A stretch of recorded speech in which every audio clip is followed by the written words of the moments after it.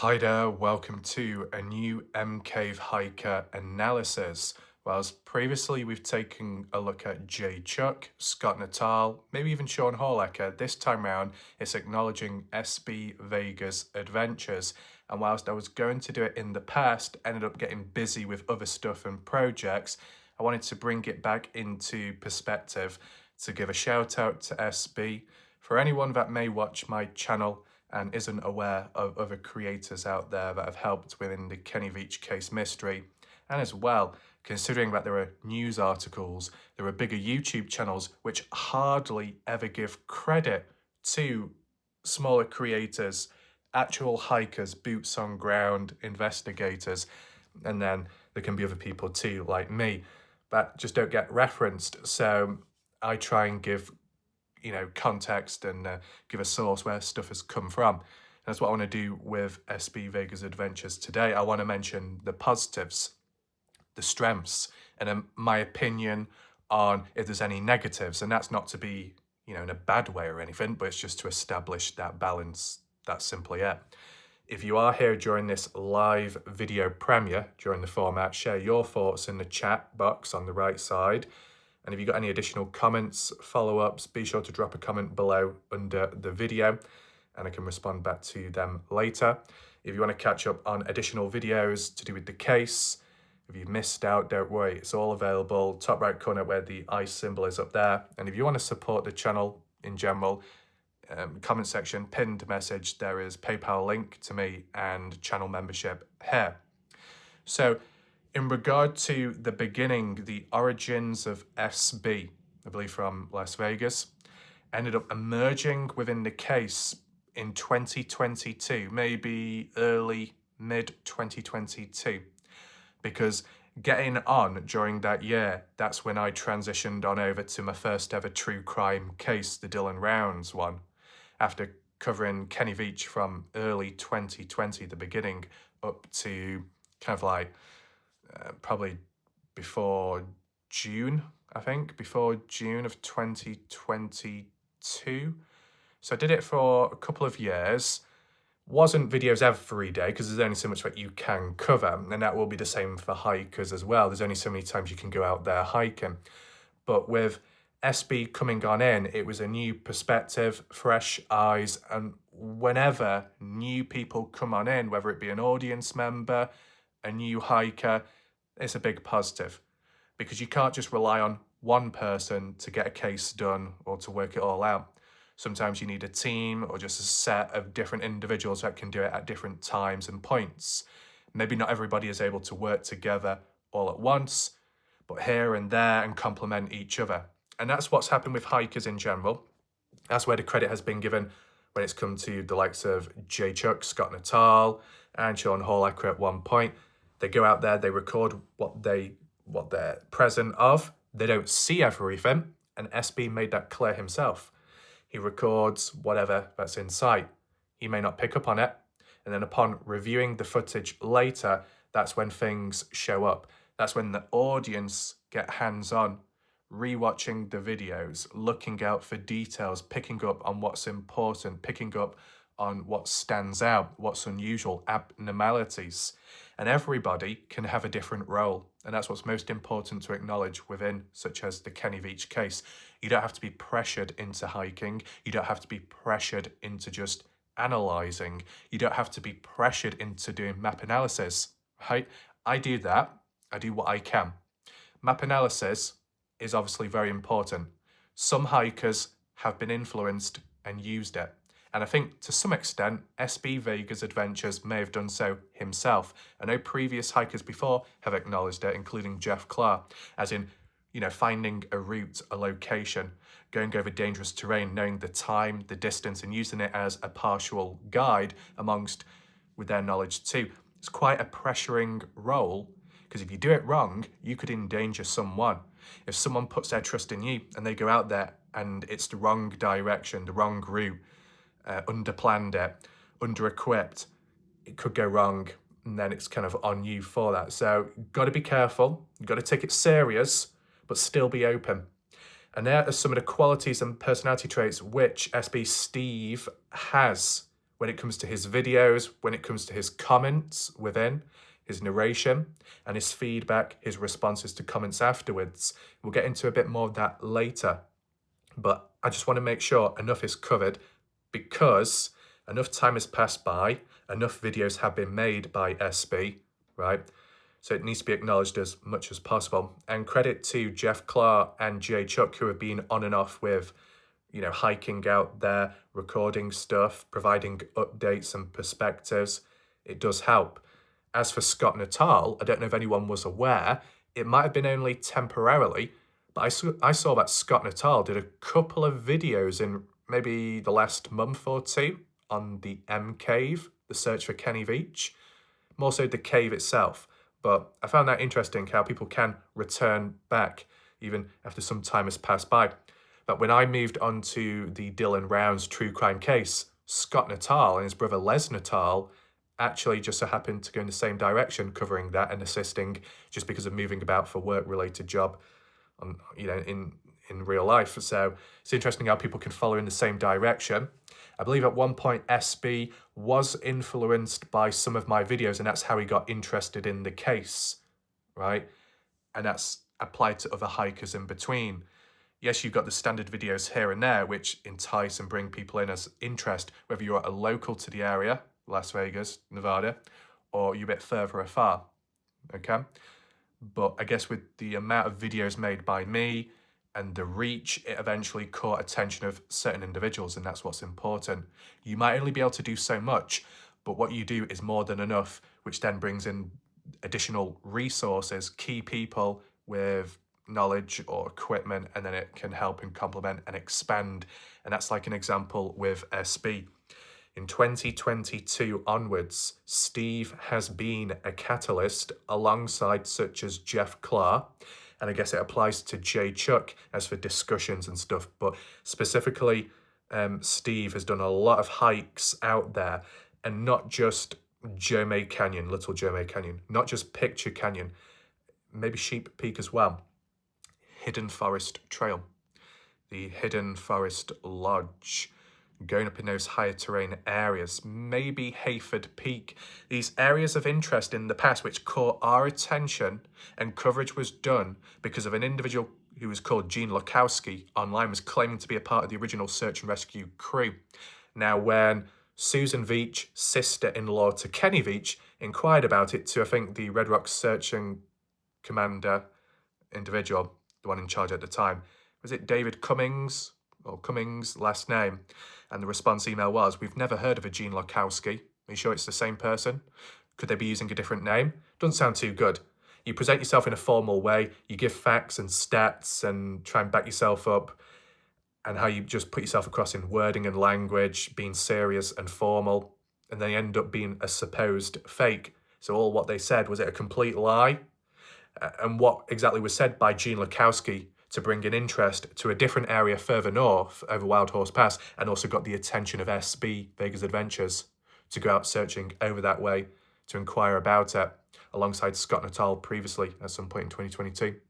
Gene Lukowski said Hayford Peak and Hidden Forest Trail, in those areas onwards, there was abandoned campsites or tents that were found. See, the thing is, over that way is much further on past where Kenny likely would have gone, but you never know.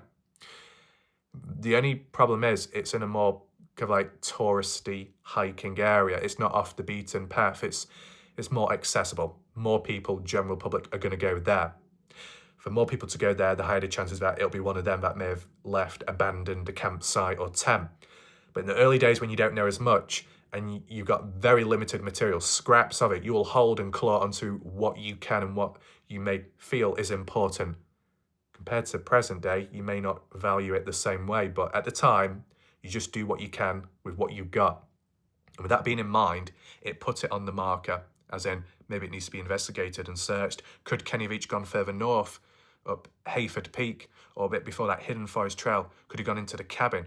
Could he have gone into the thick, dense woodland? Because when you go further on north, and it's more east or northeast, up the mountainous area, and depending on the seasons as well, a lot of thick trees and bushes and vegetation, and whilst you've got ravines or ridges which go up, and canyons and some, well, most dead ends, which J Chuck acknowledged himself, is you're going up in those areas, there's only so far you can go, right? Because of the steepness as well, the elevation, the rocks, the ruggedness, but more so the vegetation. It can get very thick and dense. And I believe when it came to SB, he had gone at different times of the season, but one of the key times was when it was like winter, when it was snowy, right? So more vegetation dead. I mean, it was a bit easier to look around and see, but I believe SB said when he was out there around that time in that area, there were strange sounds.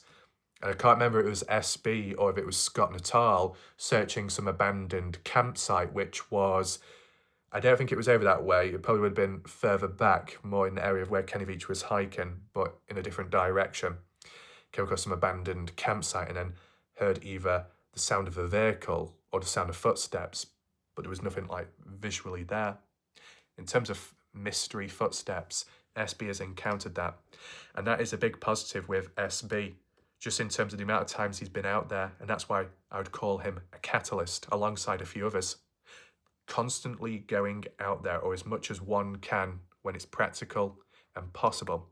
The more times you go out there, the higher the chances eventually you may capture something on camera, something strange, whether it's directly to do with Kenny Veach, whether it's directly to do with the M Cave mystery, or sub-mysteries along the way, or new sub-mysteries which have been found by SB indirectly.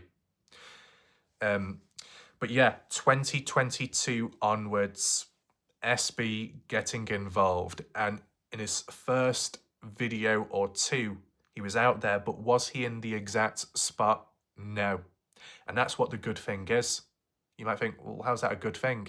I mean, okay, you had Really Robin that went out there one time or so, and he was in a completely different area, over on the west side or so, northwest side of Joe May Guzzler, which just so happens to be where Kenny Veach did point and say there are caves over there, but in my hike, I'm going to be going down towards Picture Canyon instead. More west, not southwest, if you were over the Wild Horse Pass. I mean, there's questions about that, as in, why did Kenny acknowledge caves over there but decide to go elsewhere, where there weren't the correct caves? Did he miss out on a key opportunity? Separate video for that sometime, just as a suggestion. Yes, there's been some hikes over that way, Joe May Guzzler on the other side and dropping down. Jeff Clark's done it. Really Robin originally did it. As for SB, I think he might have done that, okay? I said, there's a lot of videos out there. The format, the length, the style, the visuals, that all needs to be acknowledged bit by bit and not rushed. So we'll get to that shortly. So whilst SB was out there, early days, first videos or so, in a different area, not in quite the right area, I was unfamiliar with it at the time because just visually the location I wasn't familiar with, compared to when Scott Natal was doing it once and almost doing a reverse hike loop. But he went on further north and dropped on down and then was going south towards Wild Horse Pass. I've done a video on that separately, and passing by the Sword and Tent where the rock formation is. Now, I looked at that visually on ground level. I don't know if I applied it with a map when Scott was narrating it, but I did map it out very accurate. Surprised myself. It just happened at the time. But where Steve was, SB, trying to understand the location, okay, it wasn't possible.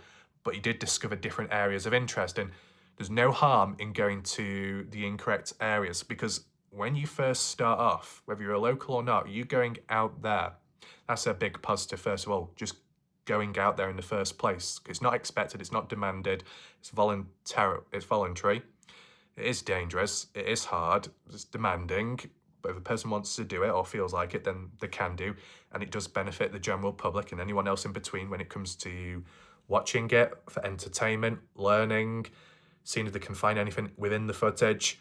It's not just a one-way isolated thing, everybody can get involved, and Steve welcomes that, which is yet another positive trait within him. I don't know if I've gone as deep as I have in the past, just as a heads up. My earlier videos on the hikers might have been a bit shorter. The only reason why this might be a bit deeper now is because as the years have gone on and I've covered different cases, my mindset, or at least my depth, has changed. In the past, maybe a depth of a basement, now a depth of an abyss, both positive and negatively speaking. So I can see more, I can sense more, and pick up more. Hopefully it translates well into this case, okay? So as I said, if there's any issues or with video length, you just let me know in the comment section, but I just like to get it all out and explain it as best as I can, because it just can't be done half-hearted. The fact that Steve has put so much effort in and so many videos over time, and not just hiking, not just recording, not just uploading, but the editing as well, it all adds up and accumulates. So this type of video is the least that can be done in regard to highlighting it all, okay? So in the early days when Steve was out there checking different areas out, learning along the way as like anyone would do, understanding the location, the exact spot, and the hike routes, partially influenced by some of my map analysis videos, possibly Sean Horlacker's original map analysis too of his hike recreating Kenny's, and so on. And even from the beginning, Steve's videos were of high quality to begin with.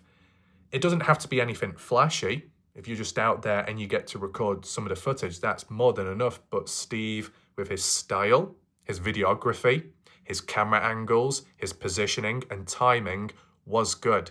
And ever since, it's on point. And that's a good thing. You can see the progression with Steve when out there in documenting, recording and hiking. Whilst physically it can be just as difficult as it was the first time round as the last, and it's unforgiving out there as he acknowledges. He's realistic and honest, which is yet more positive traits there. But the visual, the videography aspect, you've seen the progression there. It started off good and it's got better since. Thumbnails as well, titles too. But I said we'll get to that a bit later if there needs to be any add-ons. In terms of how he's equipped whilst he's been out there, taking it serious, being alert and aware of the environment and what he's getting himself into. Big contrast to Kenny Veach. Kenny Veach really limited himself, didn't take a map, didn't take GPS, limited food, limited water intake, pushed himself maybe a bit too far at times, not exactly practical. Other hikers since that, so Scott Natal, Jeff Clark, Sean Horlacker, have taken, I guess, the required gear and what's needed, but SB has stepped it up himself in terms of the technological aspect, the cameras, the type of cameras, if there's more than one, the tripod as well, radio, I believe, too. I believe he has been armed, correct me if I'm wrong there, but, you know, just with the correct gear, the clothing as well, appropriately dressed, one of his hats on, the shades, has it under control basically from day one, and maybe with time evolved in additional equipment here and there. I don't know if infrared night vision was used at some points, like the nighttime footage. It could have been, probably. But, you know, with that variety of equipment, that variety of let's try this and let's try that whilst on the hike, it goes a long way. It adds more depth to the searches. It adds more possibilities. It enables more chances of seeing stuff under different lights, literally and metaphorically speaking, and with the different equipment used along the way. As for the video quality too, it's not grainy, it's very clear, good quality, and you want it to be good quality, because if you're trying to pinpoint stuff in the footage, pick out a tiny detail, an abnormality, or, you know, you don't want any video glitches, and there's exceptions with that, which we'll get to, but in terms of the raw quality, you don't want it to be blurry, shaky, or weird glitches or lines, because sometimes that can be misunderstood for a strange, creepy finding within the case. Or like if you get an audio overlap, sometimes it happens, nothing you can do about it. An audio overlap in which you may think, oh, was there a strange voice caught on camera? See, in the earlier days, I believe 2015 or so, when Sean Horlacker was the first catalyst, the first hiker out there, he did his hike or he recorded it, but then either he re-recorded it from his laptop or from a camcorder or something. I can't remember why, whether the files or something was corrupted. He re-recorded it on a screen. But whilst that was happening, there was background sound in the house from, I guess, his children at the time. And someone was like screaming, saying, help me, but in a joking way. When people were watching that hike footage, they thought it was like real time in the moment. It wasn't a recording of a recording. It was one whole thing. And while Sean was out there, they thought, oh, was there a creepy voice saying, help me, near the mine shaft? Just unfortunate, coincidental timing. But you can see how, whether it's down to visual quality, or it could be down to audio overlap, it can lead to misunderstandings. And I think for most part of it, when it's come down to Steve, he does the best he can when out there. And even in the early days, the visual aspect, clear. And ever since, it's just got better. I would say the audio as well, very clear. You know, you see him as he's walking along, and even if he's doing like a little cinematic part, camera further back on tripod, walking over the camera or walking off into the distance so far, as you would like with the professional channels out there. Whether it be walking, whether it be driving, and you see the camera set up, and then you walk off into the sunset, not literally, and then the camera cuts, and then they come back to the camera and then move it, and then they do the jump cuts and the edits afterwards, all behind the scenes and all that. It's thought out well. And maybe it wasn't all initiated at the start, but you wouldn't expect it, because at the start is where it's the beginning, it's raw, it's more uncut, and it still is uncut nowadays because you look at the video length, but you know, in terms of certain editing aspects, it's going to be maybe not as edited, but it doesn't matter because you're there, you're visualizing it with him or what he can see compared to what you can see, picking up on different areas of interest, learning along the way. He's learning along the way for the different locations, doing the hikes multiple times, specific heights, full hike, a half hike. I think they called it the Death Hike, or there was an alternative name for the Skull Canyon or so. There was another one called the Beast. There was different nicknames and stuff. I'm not quite familiar with every single term, but these keywords and names for certain hike routes or trails, mountaintops, ledges, hill climbs and stuff like that within the general area, just for categorization purposes, just like how we call it the M Cave mine shaft. The mine shaft may not lead to the M Cave, who knows, but it's where Kenny Veach, in his video, started his M Cave hike, the starting point, the beacon point, and also on his final hike, unrecorded, where the phone was found. So just familiar terms and words to make it easier to refer to, categorization for that purpose. Memorable lines and words that if you're involved in it, like within the community regularly, you hear these words and key lines, you're gonna be familiar with it. If not, you might not pick up on it as well, but you know, it is what it is. It's just for efficiency's sake, and people have their own custom names and how they describe certain locations. Maybe because there's no real name or location for a certain spot, so you come up with a nickname. That can be the case at times. And, you know, from 2022 up to present day onwards, Steve has been uploading, not every day, you couldn't expect that, but often enough to single-handedly keep the case alive. And when I did everything that I could back then, or at least felt like I did back in 2022, onwards past that point, I did some critical videos here and there. I believe one of them probably would have been towards the end of 2022, once Steve was already hands in on the case, when it came to Susan Veach's sister-in-law reaching out to me about Kenny Veach on his Facebook Messenger profile around his birthday or so, coming up to it, where he actually made a call to Susan Veach. But whether it was truly him behind the account, that's unknown of, but it was his account. Unfortunately, it was a missed call, missed opportunity. But I documented that at the time, and then onwards, some other interesting points of views, also solving, to some extent, solving the rock anomaly, the Latin or the Hebrew translated symbol, which was of an M, which made us think, oh, is it M as in the M cave, the cave, or the entrance to it, an alternative entrance, a marker, a beacon point for it. All started because really Robin caught it on camera unknown to him. We picked up on it, analysed further, didn't know the location or the coordinates, and then eventually nailed it between, I think, Jeff Clark, Jay Chuck, Jay Silverheels, pinpointing it and getting the point. There was like a fishhook burn, fishhook, whatever you call it, canyon, which was, I believe, the wrong one. And it was the next one after that, which Jeff Clark went up. And further on up, you had, I believe, Joe May Guzzler, like what Kenny referenced when he was at over Wild Horse Pass, pointing that way. So you get the idea. There are other areas of interest which have been kind of searched since, not as thoroughly maybe as the normal hike that Kenny did and Picture Canyon, but there's only so much you can do out there. It takes time to get there. It takes time to actually just hike to the mine shaft, for example, 3 to 4 hours just to get to the mine shaft before you get to the other more important stuff. Says a lot.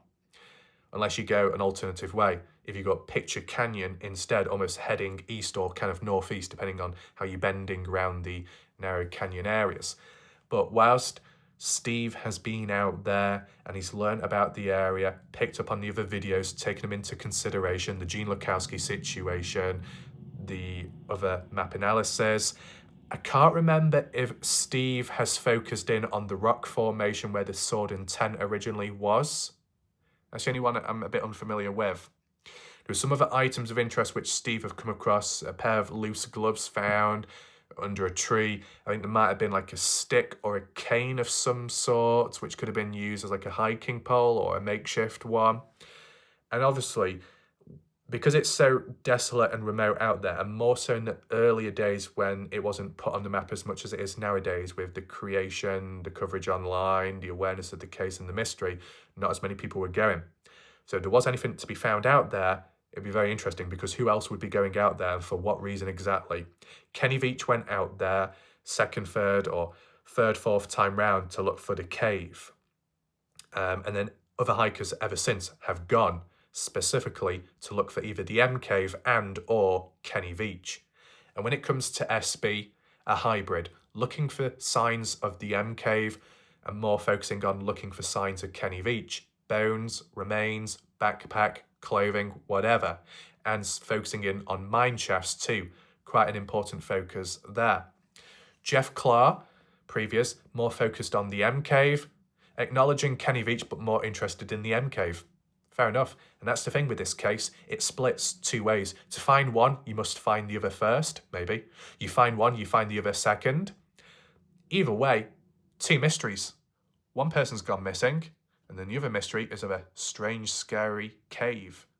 And then it's what branches off from searching for Kenny, what you find along the way.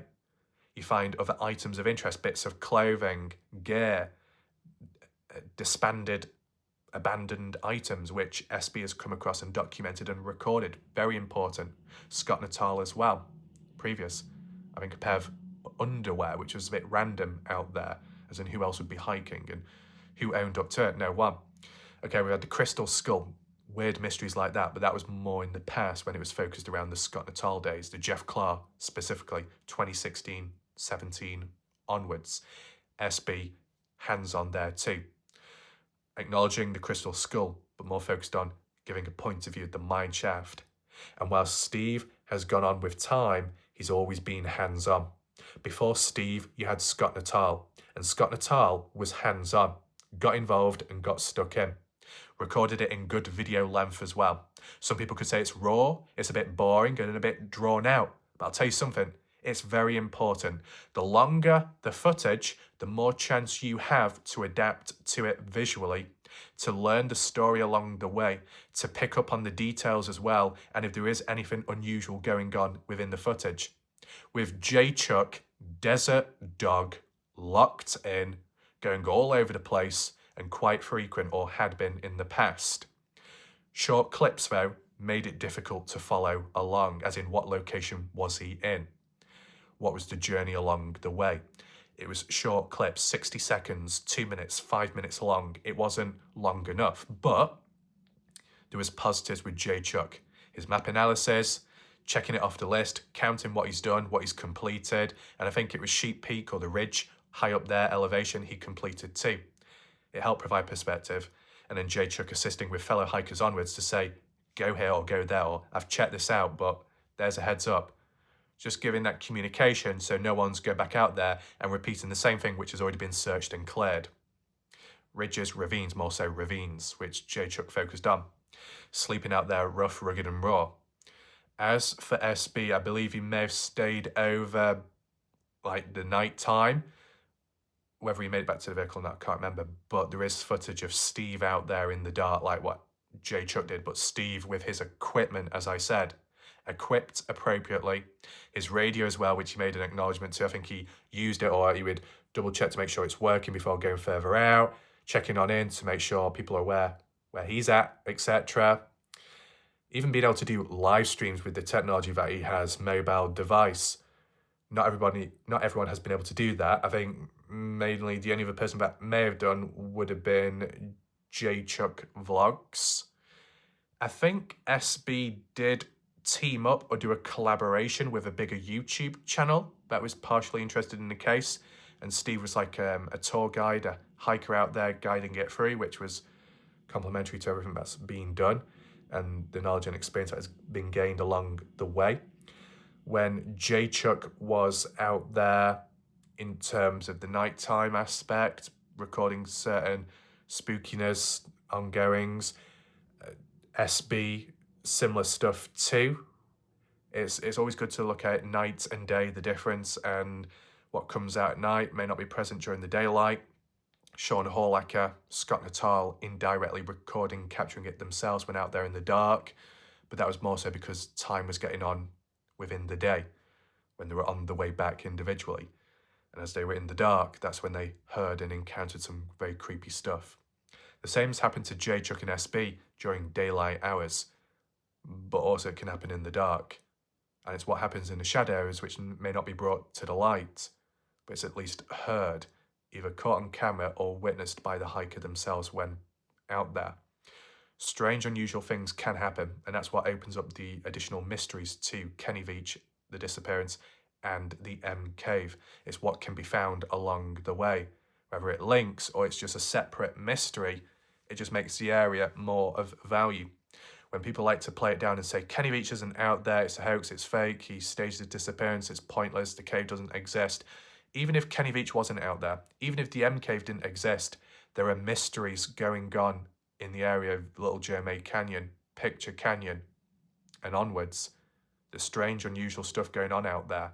And the fact that the military wanted to do a land proposal takeover like 1 month after Kenny Veach's disappearance, because it gained attention, some kind of news coverage online that in that specific area, Kenny Veach was looking for something.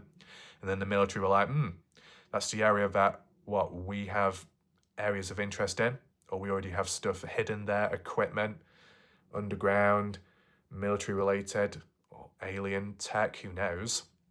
So they wanted to take over the land. Were they successful? No. Did they try again? Yes. Have they tried since? Possibly, but not really getting anywhere. Just the fact that the response and the timing says a lot. So ever since, while people have been going out there, they've tried making the most of it, just in case that land ever does get taken away from the general public. It's worth acknowledging. So as the years have passed on by, the quality, the editing has got good. It was good already, and it's got better since. The cinematic, fast-paced, intense, hook-based intros grabs the attention of the viewer, exactly what you want. Good background music to set the scene. And also repetitive in terms of narration at times, which is really needed. New viewers come along all the time, and when interested within a case that could be popular or hot. If you retell the story here and there every now and then, or of a certain subject, or of what you're doing, or why you're returning back to an area, by repeating the story and narration, people will familiarise with it better, and others will be able to learn on the spot. Instead of it just being so abrupt, as in, I'm out here, we're going here, done. And it's like, well, why are you there in the first place? Steve provides narration, storytelling, start, middle, and end. And sometimes there's a start, middle, cliffhanger, and what can go on onwards. There have been some range of unusual findings which Steve has encountered when out there. Maybe it doesn't all link to Kenny, but it's been documented and noted. In terms of bones, that's like with other hikers, more so animal related. In terms of miscellaneous items, I would say Steve has come across more miscellaneous and unusual, unexpected findings. I don't know if it was a safe or like some kind of fridge, a box, which contained random things within. I said, there's a lot of videos, to remember, but Steve has come across the most findings. simply because he's been out there the most and he's recorded the most. So that's just by default. But it does help, and it all needs to be acknowledged. Steve also went out of his way to, I think, go up Pine Nut Road, which is going off on the other side of Sheep Peak, going down more of an official dirt road, and he's slightly going off track a little bit, closer to the mountain area, kind of like northeast-ish, depending on which angle you're looking at on the maps, more north. And it was like a big X like that. A big X in the ground, which was prominent on satellite imagery because you're looking down at it. But in terms of on the maps, you're not going to see it. No, in terms of face-to-face visually, because you're on level with it looking down, you can't appreciate the scale, the size, and how it looks visually compared to satellite imagery. It's big, it stands out. I believe some kind of old satellite installation area, not really directly linked to Kenny Veach, but just an interesting find out there when it's in the openers in such a desolate place. Being able to tick it off the list, being able to record it up close and say you've been there, Steve was able to do. So with whatever was done on the maps, what's been found and located on Google Earth, anomalies, strange little dots, markers, holes, dark patches, and anything else in between, agave burn pits, Steve has been there, or at least done what he can. But so have other people ever since, right? So that can't be forgotten. So in terms of the camera angles, the narration, the storytelling gets the attention first of all, which is good. Has a start point, picks a certain location, whether that be at the DNWR, pointing out with the signs, what's present, where he's going on to, pointing in the distance, or starting off at Joe May Road, and then hiking on. It's not abrupt cuts. The cinematic intro is what's needed for the attention, but then it's raw, it's getting it in, standing there talking, explaining everything, the positives, the negatives, being honest, being genuine, which is all very much needed, and then setting on out. Maybe with a little jump cut where, the tripod's there and he's just walking off, or he's at a bit of a distance whilst talking, but because of the quality mic that he has, he's using like an external separate microphone attached to him. So you can talk into it. Wind quality isn't too bad. Might be at times, but it's better. When other hikers have gone out there and they've done what they can and it's been good enough, Scott Natal, Jeff Clark, I believe they've used the microphone of the camcorder or the camera, whatever they're using. So what that means is it's not going to have that like muffler device, that diffuser. So when there's wind and it's blown all around, it's going to be like that, really loud. And you might not be able to hear the person talking. But SB has taken that into consideration with a proper microphone. Just depends on the day, the wind, the weather itself. Sometimes you don't need a proper microphone. You just use the inbuilt one of a camera or a smartphone. That's good enough. But due to the weather and the conditions, it's not always going to be the desired way. So with that additional equipment that SB has, it improves and maintains the stability of the quality when out there. And audio is just as important as the visuals, because for the viewer that's just watching on in, for those that want to be more hands-on and pick up on possible findings along the way, pick up on timestamps, anomalies, things caught on camera, in the sky, flashes, movement, figures, shapes, shifting. It also applies to the weird audios, and that applied to Kenny Veach 100%. And that was just with a camcorder, not even a professional microphone. When Kenny Veach was out there on his recorded hike, the one before going out missing, the October one, which was uploaded in October of 2014, but it may have been recorded a few weeks before, a month before. You never know. It's never been really cleared up, but nevertheless, when Kenny was out there on his recorded hike, what he captured and picked up on was very eye-opening, but he didn't know at the time. We did, or some of us did pick up on it. Ghost voices, going down Picture Canyon, whispers, follow the red tape, and something along the lines of stop or keep on going. It's not visible, it's auditory, clear, crystal. I've enhanced the audio, increased the volume. It's documented on my channel. Be sure to check it out. I've also uploaded it to TikTok, and that's gained some attention there. But when you get creepy voices, ghostly, paranormal voices caught on camera, caught based on audio. I think it speaks volume. Very weird and odd, right? And most of the creepy stuff that happens tends to be captured by the hiker that is completely unaware of it at the time. And even SB has acknowledged that ever since, that he says, I'm out here, I keep the videos pretty much raw, so you see it for like how I see it. If you pick up on stuff, feel free to reach out, drop a comment. You may likely see stuff which I don't. And that's what can happen. Everybody has different visuals, different energy levels, picks up on different stuff. Some people see stuff, others don't. Others can sense or hear things the remainder don't pick up on. Everybody can be of value and use, especially as a viewer when listening in, when watching. That's why it can be hands-on. So whilst Scott Natal, whilst SB are hands-on out there, getting up close, climbing up some rocks, climbing up some mountains, descending, going into the mine shaft itself and recording it, which is quite important too, providing it on separate occasions to show an update. That's what's also important. It's not just a one and done video. The repetition, besides narration and storytelling, is just as important. The repetition of going back out there a different month for a different visual aspect. Summertime, wintertime. More vegetation, less vegetation. When you go when there's less vegetation, it might open up more opportunities to hike about. It might reveal new locations of interest. It might reveal hidden items which couldn't be traced or followed or seen originally because it was so thick and dense. Things like that can go a long way. I said the narration, the repetition, the learning, getting familiar with it, just like how the hiker does themselves, the viewer too. Visually remembering it, visually being able to apply it to a map and get a rough idea of where the individual is currently at and where they're going next. That does help too. I believe SB has a GPS or uses that type of equipment too. Has all the right stuff and it shows, and he's been out there multiple times and he's got back mostly safely for good reason. So it shows it's under control. In terms of going back to the same locations, the reason why that's important is you can go to the mine shaft in 2015, you can go in 2016-17, you can go in 2022, and there is a massive difference.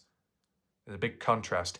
And even in a short space of time, compared to it being there for over 100 years or so, the mine shaft, it didn't change that much. But the moment after Kenny Veach's disappearance, it has changed more drastically. It's sped up either the erosion, it's sped up the damage to the area, and it seems like it might have been done by some humans at some point.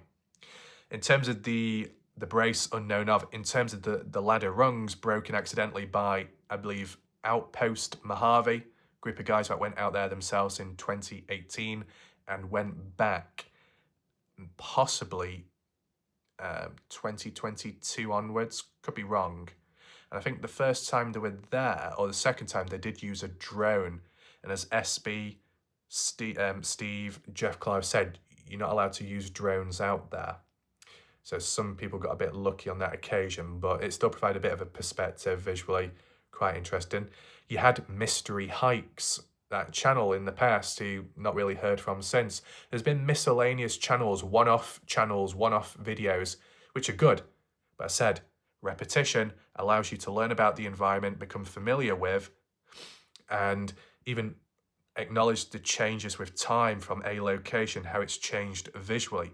Is there more or less damage? Has something been taken away from the area? Has there been adjustments to the environment, naturally or unnaturally? Have things been damaged or set up as a booby trap to hurt or harm someone?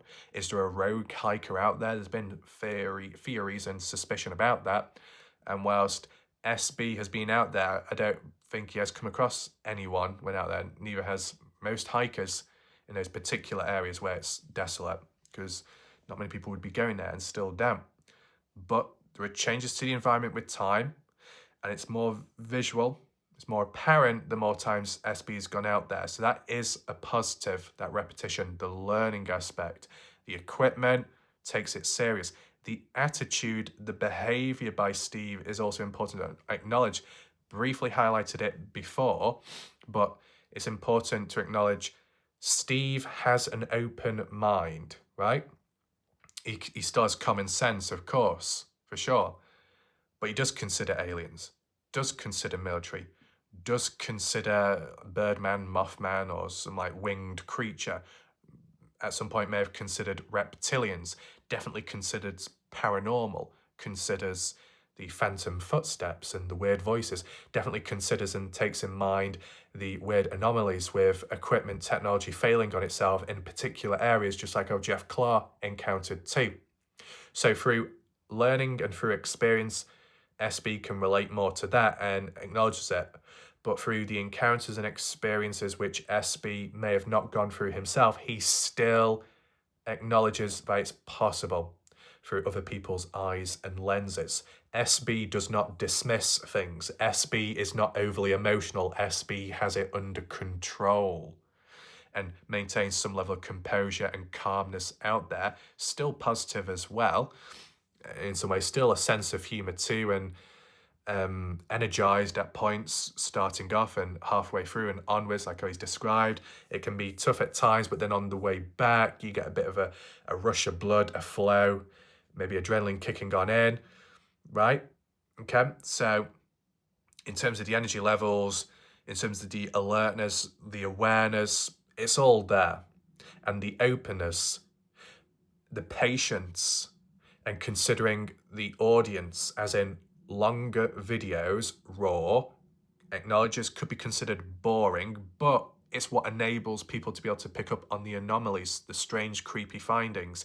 If it's cut up and it's made into a movie or a documentary, you're not going to see all the additional stuff.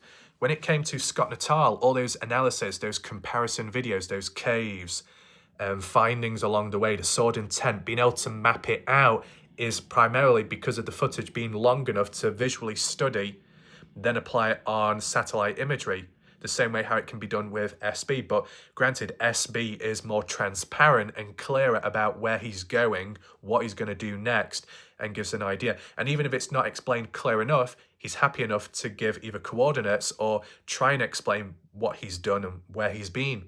When it came to Scott Natal, maybe it wasn't done on purpose, but some people were suspicious with time with Scott, as in, where is he really going? Why is he over there? Did he give a clear enough explanation? Did he give coordinates? Did he respond back to comments? And not always. So it was a bit of a guessing game with Scott Natal. The sword intent, some people believed it was staged by him and it disappearing afterwards. Some people believed that what Scott was getting at, as in maybe a scent that was found elsewhere. Whether that was directly mentioned by Scott or it was mentioned online and Scott was influenced by it to go down Pine Nut Road and onwards, which, you know, SB did to go to that big X further on north, close to the mountain area, but that was separate. When Scott Natal was going on down there, he was specifically looking for Kenny Veach, the possibilities, but it felt like it was drifting away. And so people believed that, does Scott know more than others? Is Scott leading on with misinformation? What's going on there? Because some of the mentions by Scott and in regards to where Kenny Veach could have been or what his intentions were, it was a bit more out there, a bit more abstract, as in, oh, Kenny didn't go over that way. Kenny was actually elsewhere. He was recording it elsewhere. He was recording a different location. I don't know if that's why Scott was saying that's why I'm over this way. Very unusual. But with SB, there's less guessing, there's more clarity. And even if there isn't, there's at least feedback afterwards. And it does go a long way because not everyone's going to be familiar with the area or a certain mystery or certain levels of progress with him. In terms of the thumbnails, I like the visual of the thumbnails. They are unique.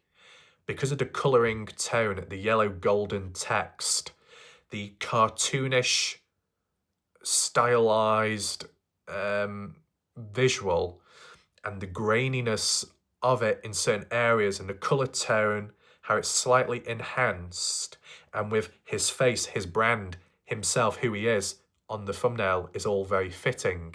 It's original, but more importantly, it's specific and unique to him and his style. It does feel desert-like. It does feel explorer-like, the thumbnails.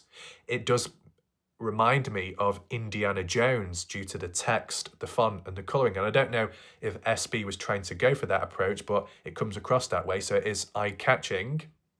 As for the border, that's kind of good too. But as for a little bit of a criticism or a negative, all I would say to SB is that white border. And look, I can only say so much because when you look at his channel, it's already established. When you look at his views, over 100,000 views, clearly he knows what he's doing, or at least what he's doing is already working, right? I'm somewhat established, but in terms of the statistics, I'm not quite near to where SB is. You know, you look at the views, nowhere near. So I can only say so much. I am aware of that. All I would say is when it comes to thumbnails, the outline, the border of it, there's too much whiteness. Now, it can stand out, but it can also blend in depending on when people are on YouTube, certain colour tones are more favoured than other stuff. Red is a no-go, I believe. White is a no-go. Black is a no-go. Actually, I don't know about red, but white and black specifically. And that comes down to the user page, the home screen. If you're on default, it's going to be a white background on YouTube. If you've got the nighttime mode on, it's going to be black. So if your thumbnail is black or white, it's going to blend in with the background and you want it to pop and stand out. So sometimes bright colours, green, yellow do well. A certain tone of blue do well too. As for SB, it uses a tone of yellow and whatever natural colours that are involved in his photos, which are transferred into like a thumbnail, I get that. But the border, the frame is white and that can blend in to the background on YouTube, so people may not see it as much. It may not burst or pop the same way. Do you have to get rid of the white background completely? No, maybe reduce the thickness of it so it's not as wide. It doesn't take up as much space, because the thinner the border frame is, the more you can fit on screen. The stuff what you want to present, the stuff that you want to preview and tease, if that does make sense. In terms of short clips, I don't think I've focused on that, but I am aware Steve has done live streams out there, or when possible. That's going above and beyond, because not many people have done that, or not many people were able to do that, because in terms of the cell phone signal, the signal out there, desolate, it's quite demanding and hard. J-Chuck, I do believe, did it himself when at the Mine Shaft, but it wasn't a long video. But SB has done numerous live streams out there and interacting with the audience on top of being on the hike itself, which is dangerous, considering both aspects, his life, his safety, but also considering viewers as well, live in the moment. It's a juggling act. And that's how it can link back to the raw footage and why he sees what he sees, but other people, when watching it and sat back, can see more. At the end of the day, when you're out there hiking, you're going to be focused on your own safety, water, food intake, your steps, where you go, any wildlife, any dangers, terrain, weather, monitoring the time, monitoring temperature, and depending on where else you go, you might have to check for other stuff, levels of gas, levels of toxins, depending where you're really going, of course. But there's a lot to consider out there, and just the time of day, and is it getting dark? Is it getting into the evening? Do you have enough time left? Checking your steps, because I believe Steve does have a watch with him, so that does work too. I know it's an Apple Watch, but it's definitely a smart watch, which can track your steps, track the distance, track the time, which goes a long way too when referring back to the hike itself.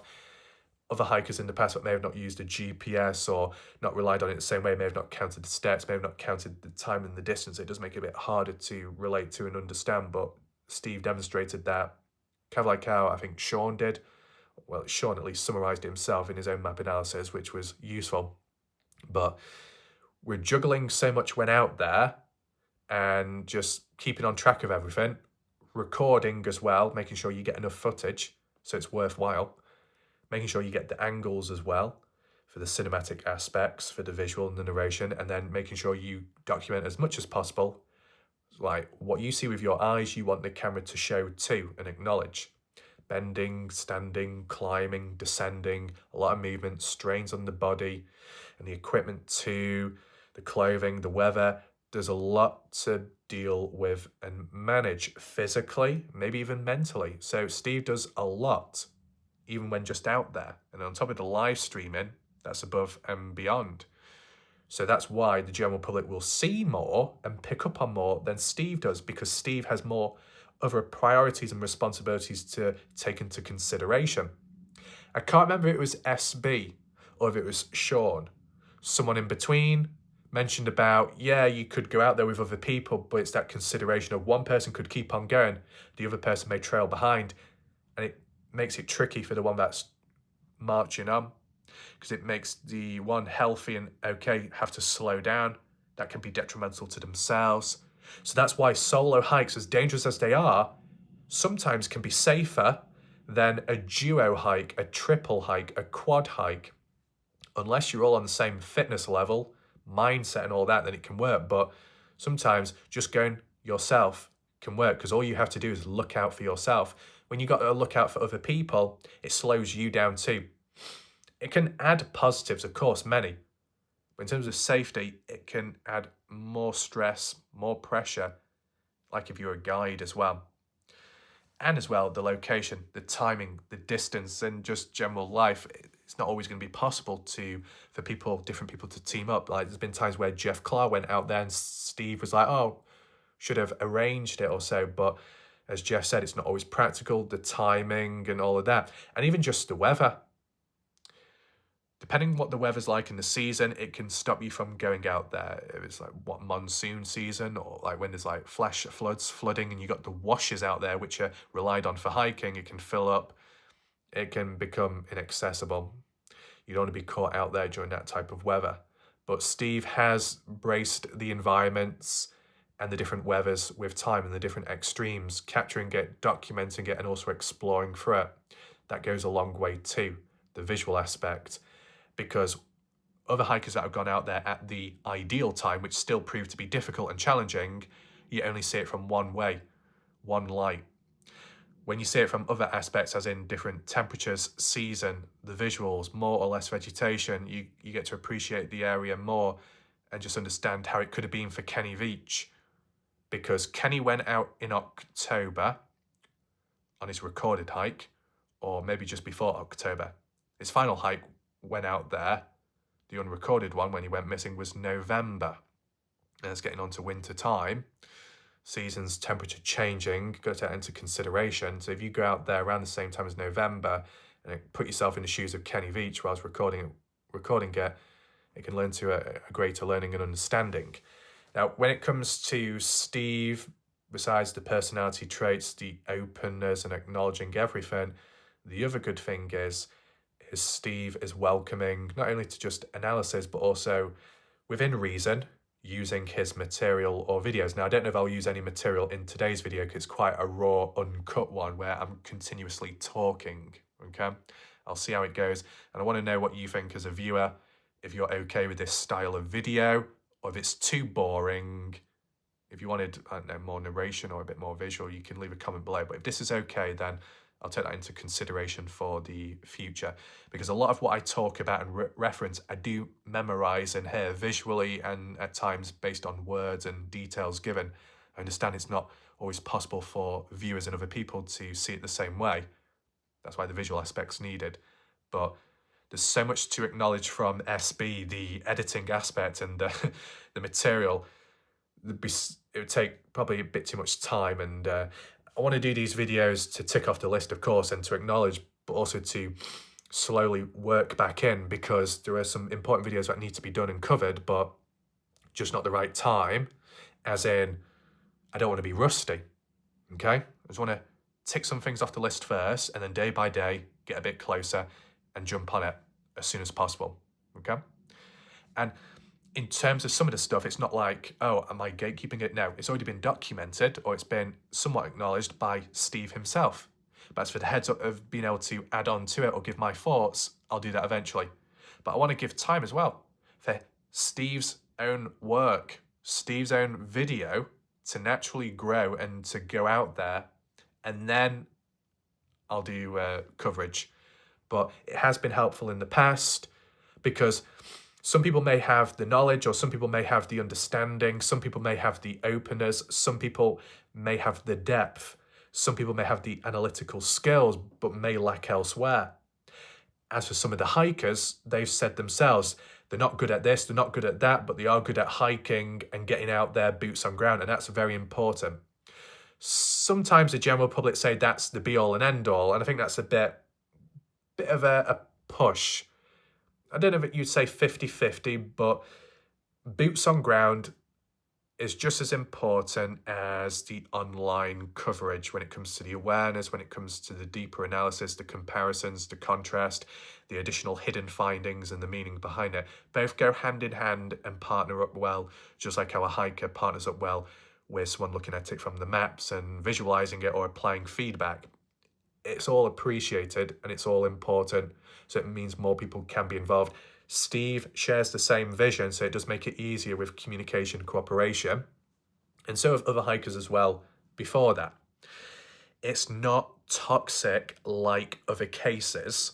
I mean, yes, the Kenny Veach case, there's some odd characters and troubling people along the way, but in terms of actual hikers, people that are really hands-on and stuff, they've not been problematic, not been nasty or anything like that. So it just makes it a bit easier, a bit calmer, and with that better cooperation and communication, it's just more efficient in general. And the efficiency by SB when heading out there, maximizing video length and quality, and at times minimizing risk by the steps that he takes, the knowledge he learns, and the equipment that he has. It's a nice balance at the end of the day. So yeah, in terms of the critiques, even though there's not that many, just for the balance, I would say for the thumbnail, the white border frame, maybe make it a little bit more thin so you can fit more on screen. And maybe at times the titles of the videos. I don't know, Steve, if you do have a playlist of the Kenny Veach case. Sometimes a playlist could help. Depends what you're doing for categorization. I have the general Kenny Veach MCave playlist, and then I've got the Kenny Veach MCave case file, where I do a case study on a person of interest within the case, or we do background research on a familiar face, or of something deep and focused, maybe within the environment or away from the environment of a different location, a house, a building, a person more so. Case file analysis, and then we've got the article analysis. They all still get added to the general playlist, but in terms of the articles online where it can all be found, cleared up, misinformation, new information, whatever, reviews, it's all in one place. The same with the case files and then the general videos. Not that you have to, but if you don't already, Steve, if you have playlist or a couple of them, playlist of maybe miscellaneous adventures and explorations elsewhere, a playlist specifically for Kenny Veach, and then maybe a side playlist for Kenny Veach if it's all to do with hikes around the mine shaft or mine shafts, then a secondary playlist of hikes surrounding a certain area, Picture Canyon or cave exploration in the area. I mean, that can be considered more down the line. Just depends on how many videos you're going to make. In the early days, you might not know, but if you do know, or down the line you do find out, I'm going to go back here, it's more than one video. It's not a one and done thing. It's multiple times returning back, updates, new findings, new angles, perspectives, add-ons, and weird stuff found along the way. And if constantly returning back to particular areas, designated ones, you could actually separate it into separate playlists. Return at the M Cave, return at the mine shafts, return to Hayford Peak, return to this or that. So by breaking it down, you got like subcell groups of certain locations associated with the hikes, multiple visits and times, just to break it down a little bit. So it might increase discoverability for you. It might help people that come along the way to find the videos of a particular area, possibly. I know titling videos can be difficult at times. Some people make it all flashy, as with Steve. He makes it clear on what he's setting out doing or what he refers to the hike as. It's not like a negative, sometimes flashy words or a key finding within the video using the title to grab the user's attention, but also makes it more memorable for people to search back and find. I mean, it's not a bad thing if you call it M Cave Hike Part 1, Part 2, Part 3, because that's what it is. Or if you called it Return or going to the mineshaft, exploring the mineshaft, that's like a standard general specific video on what you're intending on doing. But if you're doing a hike where you go to different areas or find multiple things along the way, vaguely that could be summarized in the title to say, yes, you're going here, but things have been found, or shocking discoveries. If it hasn't already been done, it's just worth considering. Make it a bit more memorable, not because it's not doing well, it's doing good, but for the discoverability, and if people were to look back for the videos. Of course, when it comes to playlists, when it comes to categorization, it might be difficult. If you've done so many videos already, if they haven't already been added to individual playlists, going back over it all over again could be a bit messy. So there is that too. But you just do what you can. And obviously, SB has done more than enough there.